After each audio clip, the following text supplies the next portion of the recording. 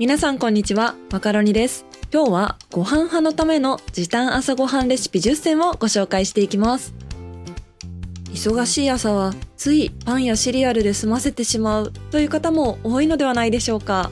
でもご飯派の方なら朝からしっかり食べて一日をスタートしたいですよね。そこで今回は10分前後で作れるものや電子レンジを活用したもの、ワンボウルで手軽に作れるものなど忙しい朝でも作りやすいレシピを集めました。定番のお茶漬けやおにぎりをアレンジしたものからボリューム満点の丼レシピ、体が温まる雑炊までバリエーション豊富にご紹介していきます。